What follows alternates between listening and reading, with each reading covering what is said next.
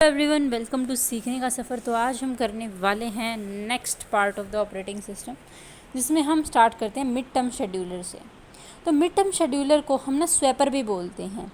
इसका मेन काम होता है स्वैपिंग परफॉर्म करना, यानी कि प्रोसेस को रैम से टेम्परेरीली डिस्क सेकेंडरी स्टोरेज जिसे हम कहते हैं उसमें भेजना और बाद में वापस रैम में लेके आना। ये काम कौन करवाता है? Mid term scheduler. अब इसकी ज़रूरत क्यों है? क्योंकि कभी कभी रैम ना फुल हो जाती है। उस टाइम पे ऑपरेटिंग सिस्टम कुछ प्रोसेसेस को टेम्परेरीली रैम पर भेज देता है। इससे जो रैम है ना वो फ्री हो जाती है और नया प्रोसेस एग्जीक्यूट हो पाता है, और ये काम मिड टर्म शेड्यूलर करता है। इसका मेन फंक्शन क्या है कि रिड्यूस करता है डिग्री ऑफ मल्टी प्रोग्रामिंग। अब डिग्री ऑफ मल्टी प्रोग्रामिंग क्या है?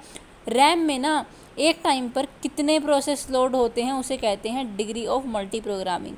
तो ये उसको रिड्यूस कर देता है। जैसे हमारे पास 4 प्रोसेस थे और रैम फुल हो गई, तो MTS क्या करेगा? डिसाइड करेगा कि किस प्रोसेस को स्वैप आउट करना है, किसकी अभी अंदर ज़रूरत नहीं है।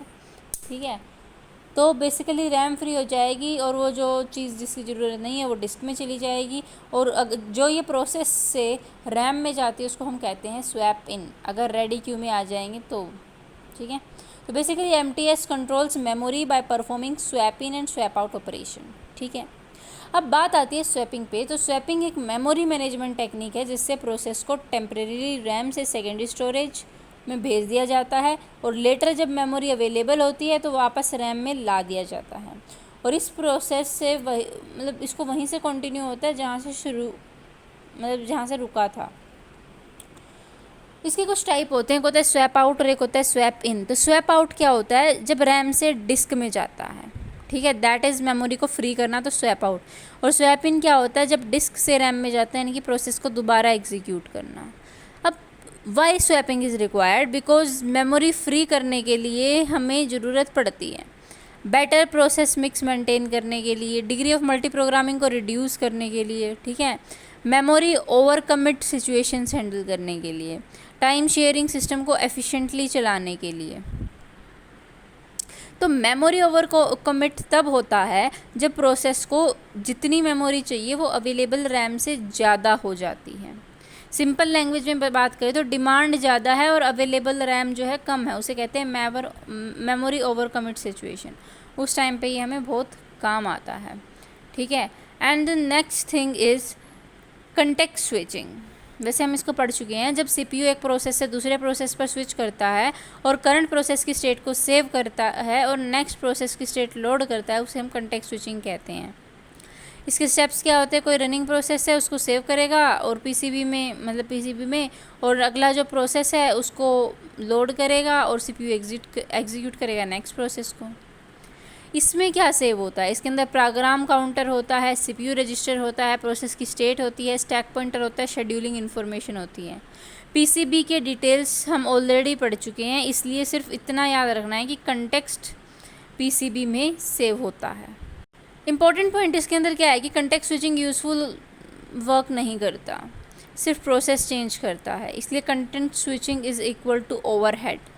Context switching speed depends on process की क्या स्पीड है, मेमोरी की क्या स्पीड है, नंबर ऑफ़ रजिस्टर्स कितने हैं, और CPU आर्किटेक्चर के ऊपर इसकी जो है स्पीड डिपेंड करती है।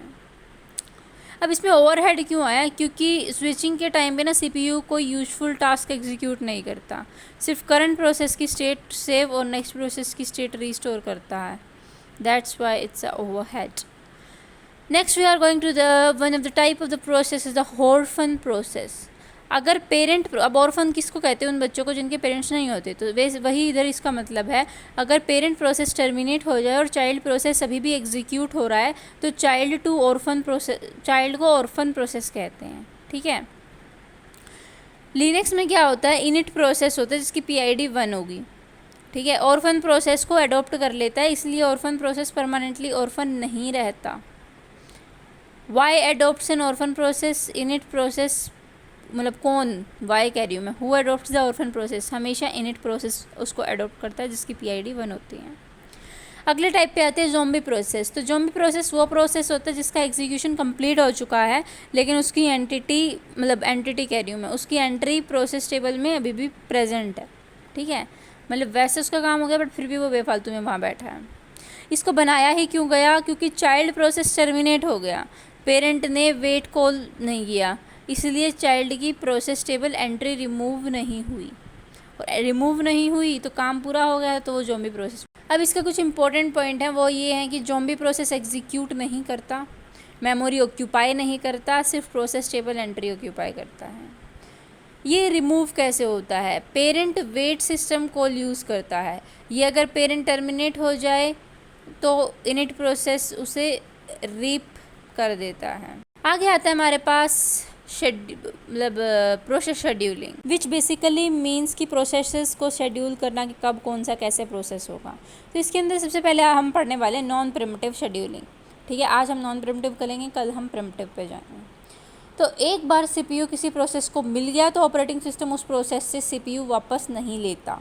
वो प्रोसेस सीपीयू तब तक यूज़ करेगा जब तक प्रोसेस टर्मिनेट ना हो जाए या वेट इनपुट आउटपुट स्टेट में ना चला जाए। इसके अंदर कोई टाइम क्वांटम नहीं होता, कोई फोर्स सीपीयू रिमूवल नहीं होता, ये वेरी सिंपल होता है और लेस कंटेक्स्ट स्विचिंग होती है, इसके अंदर बहुत कम कंटेक्स्ट स्विचिंग। एग्जाम्पल समझो कि एक प्रोसेस था P1, ठीक है, उसको सीपीयू मिल गया, चाहे P2 हाई प्रायोरिटी हो तब भी P2 वेट ही करेगा। सीपीयू तब फ्री होगा जब P1 कंप्लीट या वेट स्टेट में चला जाएगा, उसके बाद P2 को मिलेगा। इसके एडवांटेज क्या है कि इसका सिंपल इम्प्लीमेंटेशन है, ओवरहेड भी कम है, इसमें कंटेक्स्ट स्विचिंग भी कम है। पर डिसएडवांटेज ये है कि पुअर रिस्पॉन्स टाइम है इसका, ठीक है, लॉन्ग वेटिंग टाइम है, कॉन्वॉय इफेक्ट हो सकता है इसके अंदर, यानी कि बहुत ज़्यादा वेट करना पड़ सकता है सेकंड प्रोसेस को, अगर उसका मतलब वो कोई बहुत छोटी प्रोसेस होगी और जो पहले स्टार्टिंग में चलने वाली प्रोसेस है वो बहुत बड़ी हुई। इसके बारे में हम आगे कल पढ़ेंगे। आज के लिए बस इतना ही। वीडियो अच्छी लगी तो लाइक कर देना, चैनल को सब्सक्राइब कर देना। मिलते हैं नेक्स्ट वीडियो के अंदर। Thank you so much, tata, bye bye.